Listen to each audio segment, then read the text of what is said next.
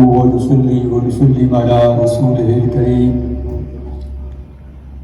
أما بعد فأعوذ بالله من الشيطان الرجيم بسم الله الرحمن الرحيم وأقسموا بالله جحد إيمانهم لئن أمرتهم ليخرجن قل لا تقسموا طاعة معروفة إن الله خبير بما تعملون صدق الله مولانا العظيم وصدق رسول النبي الكريم فأعوذ بالله من الشيطان الرجيم بسم الله الرحمن الرحيم إن الله وملائكته يصلون على النبي يا أيها الذين آمنوا صلوا عليه وسلموا تسليما اللهم صل على سيدنا ومولانا محمد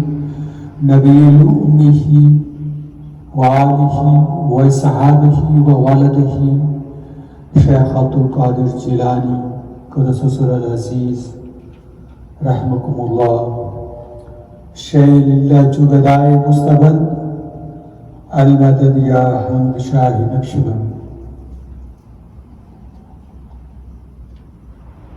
آکاش کے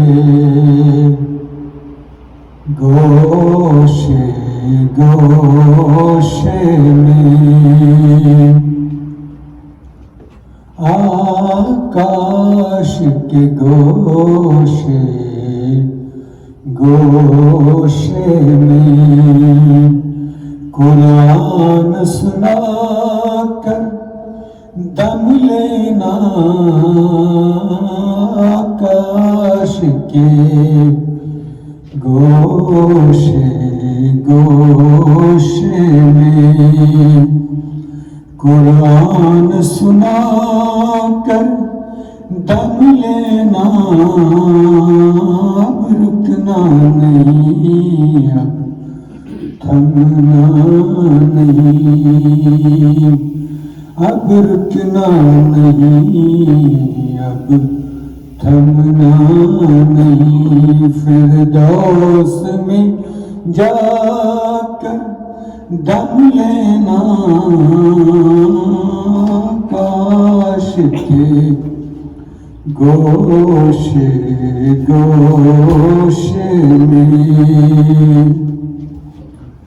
معزز سامعین اکرام حاضرین محفل بزرگوں دوستوں السلام علیکم ورحمۃ اللہ وبرکاتہ سب تعریف اللہ تبارک و تعالی وحدہ لا شریک کی ذات کے لیے جو کل کائنات کا پالنے والا بخشنے والا اور ہمیشہ قائم و دائم رہنے والی ذات مالک یوم الدین جس نے ہمیں اپنی رحمت کاملہ سے اپنی مخلوق میں اشرف المخلوقات میں سے انسان بنایا اور اس سے بڑا انعام اور کرم اپنے پیارے حبیب احمد مجتبیٰ نبی آخر الزمان رحمت عالم جان حضرت محمد مصطفیٰ صلی اللہ علیہ وآلہ وسلم کی امت میں پیدا فرمایا اور یہ تمام نعمتیں ہم سب کو انعام کی صورت میں عطا فرمائیں قرآن مجید فرقان حمید برہان رشید کی آیہ کریمہ سورہ نور کے ساتھ جو چلتا ہوا موضوع گفتگو تسلسل کے ساتھ کئی جمعوں سے چلتا آ رہا ہے میری غرض یہ ہوتی ہے کہ جو ماحول کے اندر جو حالات ہیں جن سے ہم سامنا کر رہے ہیں مشکلات کا سامنا کر رہے ہیں کوئی بھی ہیں ذاتی ہیں نجی ہیں اور وہ معاشرتی حالات ہیں فائنینشیل حالات ہیں ان کے اوپر نظر ثانی کی جائے اور اس کے اوپر لوگوں کے خیالات کو لے جایا جائے تاکہ وہ اپنی روح کی اور اپنے انسان کی اور اپنے نفس کی اصلاح کر سکیں ہر گھر میں آپ جانتے ہیں ہر انسان انڈیویجولی جو کوئی بھی ہے وہ مشکلات کا سامنا کر رہا ہے کسی نہ کسی مسئلے میں وہ گرا ہوا ہے۔ اب سوال یہ پیدا ہوتا ہے کہ ان مسائل سے ہم کیسے چھٹکارا حاصل کر سکتے ہیں، کیسے نکل سکتے ہیں؟ کیا آیا یہ عبادات ہم جو کرتے ہیں یہ ان مسائل کا حل ہے، یا اس کے علاوہ کوئی ایسی چیز ہے جو ان مشکلات میں سے ہم سب کو نکال کر ایک صاف اور ستھری زندگی میسر کرتی ہے؟ اگر ہے تو وہ کون سی ہے؟ آیا وہ ہم اس قابل ہیں کہ اس چیز کو اپنا سکیں اور اس کے اوپر عمل پیرا ہو کر اپنے لیے راہ نجات حاصل کر سکیں؟ لاسٹ جمعہ کے اندر میں نے جو آپ کے سامنے عرض کیا تھا، قرآن مجید کی آیت کے ترجمے کی تفسیر کے ساتھ کہ حضرت عمر رضی اللہ تعالیٰ موجود ہیں۔ آپ کی خدمت اقدس میں ایک دیہاتی کسان آتا ہے، دہقان، وہ آ کر آپ کے دست مبارک پہ اسلام قبول کر لیتا ہے، یعنی بلا تکلف، بغیر کسی حل و حجت کے وہ آیا، داخل ہوا، اور آتے ہی اسلام کے بعد اس نے اشہد ان لا الہ الا اللہ واشہد ان محمد رسول اللہ صلی اللہ علیہ وآلہ وسلم پڑھ لیا، یعنی اقرار کر لیا کہ دین اسلام سچا ہے اور نبی محمد رسول اللہ صلی اللہ علیہ وآلہ وسلم اللہ کے رسول ہے۔ اور جو بھی نان مسلم کوئی غیر اسلامی بندہ آئے اور آ کر اس بات کی گواہی دے تو گویا اس نے پچھلے دین کو ترک کر دیا اور اسلام کے اندر وہ داخل ہو گیا، اسلام کے اندر اس نے قدم رنجا فرما دیا۔ اب اسلام اس کو ہر مقام پہ خوش آمدید کہتا ہے، اس کو ویلکم کرتا ہے، اس کو ایک نئی راہ دکھاتا ہے، ایک نئی باطن کی اصلاح کرتا ہے، اس کو پیوریفائڈ کرتا ہے، اور اس کو اپنی پیوریفیکیشن کے ساتھ، صاف ستھرے ماحول کے ساتھ، نیک نیتی کے ساتھ، اور اس پروف کے ساتھ کہ اب تمہارے لیے راہ نجات جو ہے اللہ تبارک و تعالیٰ کی ذات نے آسان کر دی۔ تم تھے گمراہوں میں، اب تم رہنمائی حاصل کرو گے قرآن کی اور اس کے محبوب صلی اللہ علیہ وآلہ وسلم کی ذات اسوہ حسنہ کی، یعنی سنت کی پیروی کرو گے، تو یہ چیز تمہیں ایک ایسی منزل پر پہنچا دے گی کہ جس کا تم نے حیاتی میں تصور نہیں کیا۔ کیوں؟ کہ اگر ہم اس طرف جائیں تو جنت نہ کسی نے اس کو دیکھا، نہ اس کو محسوس کیا، اور نہ ہی کوئی اتھینٹکلی کہہ سکتا ہے کہ میں ہو کر آیا۔ ہاں، یہ بات الگ ہے کیونکہ آج کا موضوع وہ نہیں کہ میں اس طرف لے جاؤں، اگر بات آگے سیکھنے تو عرض کرتا چلا جاؤں تو یہ بات الگ ہے۔ بعض ایسے نفوس قدسیات ہے کہ اللہ رب العزت ان کو حیاتی کے اندر بخشش کی بشارت دے دیتا ہے، اور ان کا جو مقام ہے وہ بھی ان کو جنت میں دکھا دیتا ہے کہ تم جنت الفردوس یا جنت المأوا یا کسی اور جنت، کیونکہ 7 درجے ہیں جنت کے، کس درجے میں تمہارا مقام میں نے مخصوص کر دیا ہے۔ اب یہ اس کا کرم، اس کا فضل، اس کی عنایت، اس کی رحمت، وہ جس کو چاہے جیسا چاہے عطا کر دے، کوئی اس کی حکمت میں عمل دخل نہیں کر سکتا۔ ان اللہ علی کل شیء، کہ وہ ہر چیز پر قادر ہے۔ آج کی آیت کریمہ قرآن مجید فرقان حمید کی آیت نمبر 53 آف سورہ النور، وَأَقْسَمُوا بِاللَّهِ جَحْدَ إِيمَانِهِمْ، اور وہ قسمیں اٹھاتے ہیں اللہ تبارک و تعالیٰ کے بڑے زور و شور سے، اللہ کی قسمیں اٹھاتے ہیں وہ لوگ جن کا تذکرہ پچھلی آیت میں گزرا. لائن امرتہم کہ اگر آپ انہیں حکم دیں لا یخرجن تو وہ گھروں سے کبھی قل لا تقسموا نکلیں گے نہیں طاعتم معروفہ کہ تمہاری فرما برداری خوب ہمیں معلوم ہے ان اللہ خبیر بما تعملون یقیناً اللہ تعالیٰ تمہاری نیتوں سے خوب واقف. اب بات آگے یہاں پہ مسئلہ ایک آ جاتا ہے. اس آیت کے اندر ایک مسئلہ ہے, اہم مسئلہ, فقہی مسئلہ, قسم کا مسئلہ. کیا ہے قسم؟ عام لفظوں میں عام روز مرہ زندگی میں نارملی ہم قسمیں اٹھاتے ہیں. کیا کہتے ہیں؟ واللہ. اس کا مطلب کیا ہوتا ہے؟ اللہ کی قسم.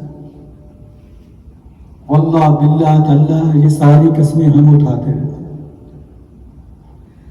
جن کا ہماری روح کے اوپر ہماری باطنی زندگی کے اوپر بہت گہرا اثر پڑتا ہے اور جو ہمارے اندر ایک نئی راہ پیدا کر دیتی ہے جو وہ باطل کی طرف جاتی ہے.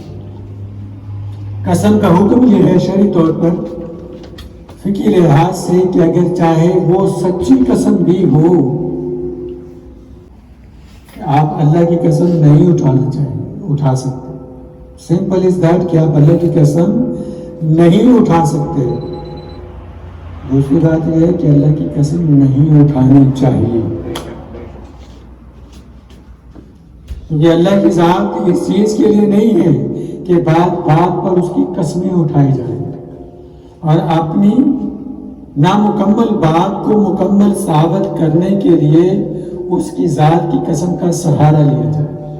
جو انسان اپنی بات میں تھوڑا سا متزلزل ہوتا ہے اس کو اپنی بات پہ یقین نہیں ہوتا وہ قسم کا سہارا لیتا ہے.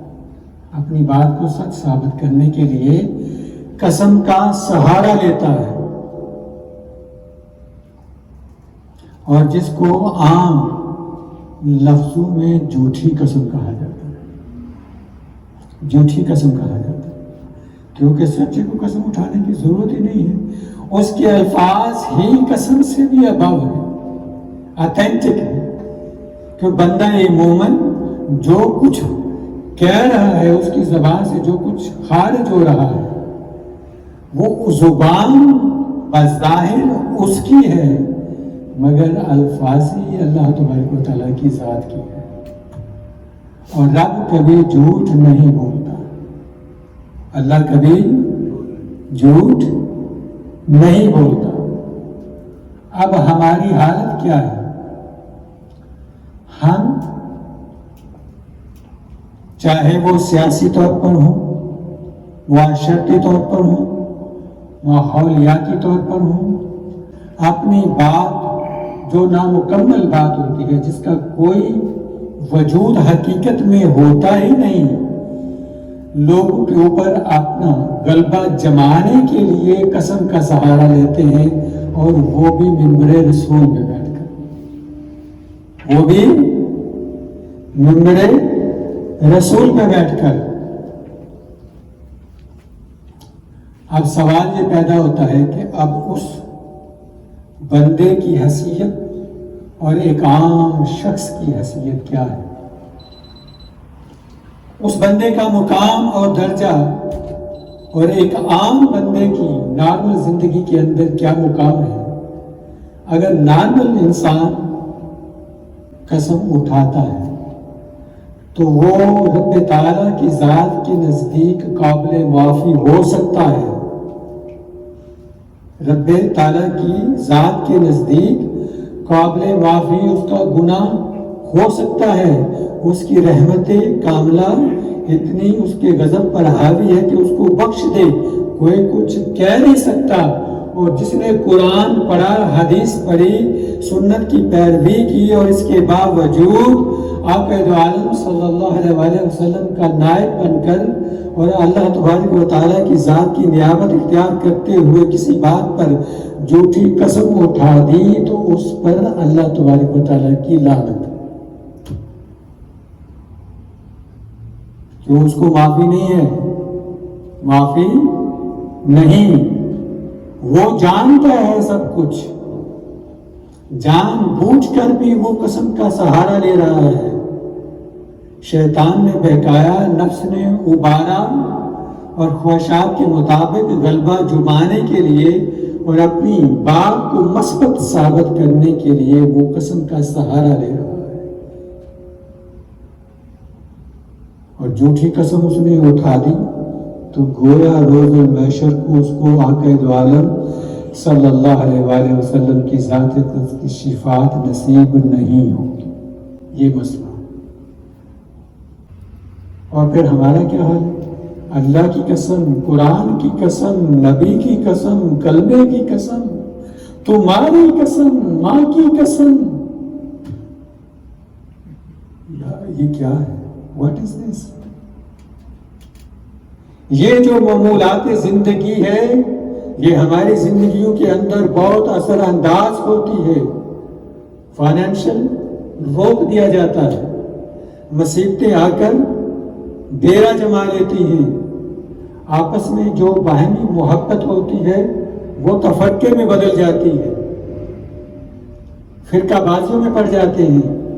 مسلم وہ ہے، چاہے وہ کسی بھی طبقے سے، قوم سے، مسلک سے، مذہب سے تعلق رکھنے والا ہو، مسلمان کے اوپر فرض ہے کہ وہ دوسرے مسلمان کی کبھی پردہ کشی نہ کرے، پردہ پوشی کرے۔ ہمارا حال کیا ہے؟ اچھا حاجی صاحب کا فون آیا تھا، بار بار کیوں آتے ہیں آپ کی طرف؟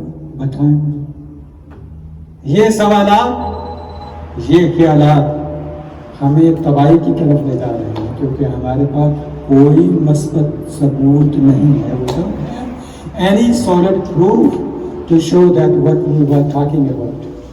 یہ خیالات، یہ باتیں اور یہ ساری چیزیں ایسے اثرات چھوڑ رہی ہیں جس سے اسلامی معاشرہ جو ہے وہ تباہی کی طرف منتقل ہو رہا ہے۔ گھروں میں اتفاق نہیں ہے، محبت نہیں ہے، پیار نہیں ہے، برکت نہیں ہے۔ آپ روزی کماتے ہیں، لے کر آتے ہیں، ہاں انکم ہے، لوگ آتے ہیں، مسئلہ درپیش ہوتا ہے، کیا کہتے کیا ہے کہ بھی صاحب ہم آتے ہیں، اتنی روزی کماتے ہیں، فائنینشلی بہت اسٹرانگ ہیں، میرے پاس پیسہ نہیں ہے۔ کیوں پیسہ نہیں ہے؟ کہ آیا آپ نے کبھی غور کیا کہ ایسا کیوں ہو رہا ہے؟ کون سی ایسی بات ہے کہ جس نے ہمیں ان مشکلات کا سامنا کرنے کو لا کر کھڑا کر دیا ہے؟ آپ نے پیسہ تو کما کر لاتے ہیں، چیز خریدنے جاتے ہیں، آپ کے گھر میں بچے بھی ہیں، بیوی بھی ہیں، ماں بھی ہے، بہن بھی ہے، دوست و احباب بھی ہیں، بزرگ بھی ہیں، والد ہیں جس نے آپ کو پڑھایا، لکھایا اور آپ کو معاشرے کے قابل بنایا۔ وہ انسان آپ کی ایک مسکراہٹ کا محتاج ہے، ایک مسکراہٹ کا محتاج ہے۔ ماں بزرگ ہے، تمہارے لیے دعائیں کرتی رہتی ہے، نماز پہ بیٹھتی ہے، جب بھی بیٹھتی ہے تحیات پہ بیٹھتی ہے، نماز پہ ذکر اذکار کرتی ہے، نماز کے بعد تسبیحات کرتی ہے، تو وہ دعا کرتی ہے کہ کیا ہے اللہ میرے بیٹے کو کبھی، پنجابی میں کیا کہتے ہیں ہاں جی صاحب، میرے بیٹے کو تک ایمان بھی نہ لگے، میرے بیٹے کو کبھی گرم ہوا بھی نہ چھوئے۔ دوزخ تو بہت دور کی بات ہے، بہت دور کی بات ہے۔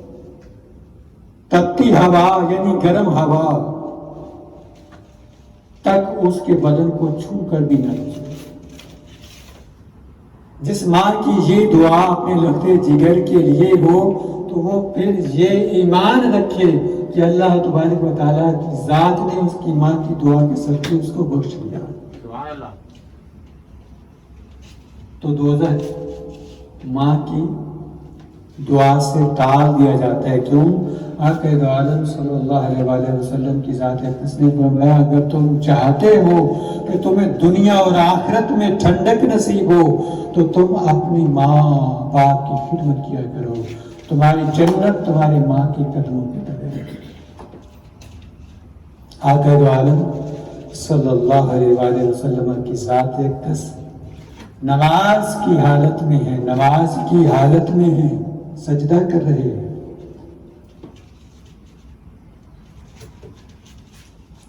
اور آپ نے کیا فرمایا کہ اگر میں محمد سجدے میں میری ماں، آپ کی والدہ ماجدہ سبھی جانتے ہیں کہ 6 سال کی عمر میں انتقال فرما گئی. ممتا کا پیار آپ کی ذات اقدس کو نصیب اتنا نہیں ہوا مگر آپ مشفی اور مربی بن کر آئے سب جہانوں کے لیے.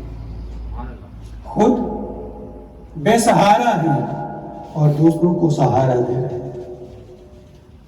اور کیا فرماتے ہیں کہ اگر میں محمد سجدے میں ہوتا میری ماں مجھے آواز دیتی کہ اے محمد تو میں اللہ تبارک و تعالیٰ کی عبادت کو ترک کر کے اپنی ماں کی خدمت میں حاضر ہو جاتا.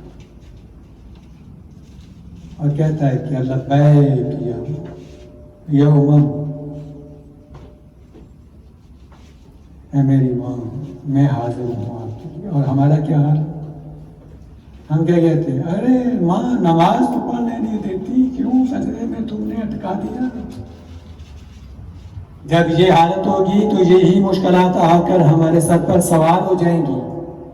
اللہ تبارک و تعالیٰ کی ذات نے یہ نہیں کہا کہ تم 24 hours you just sit on the Jainamaz mat of Musalla and prayers and do tasbiyat for me. No, he said that you just obey your parents, elders and respect and love them. This is my deen.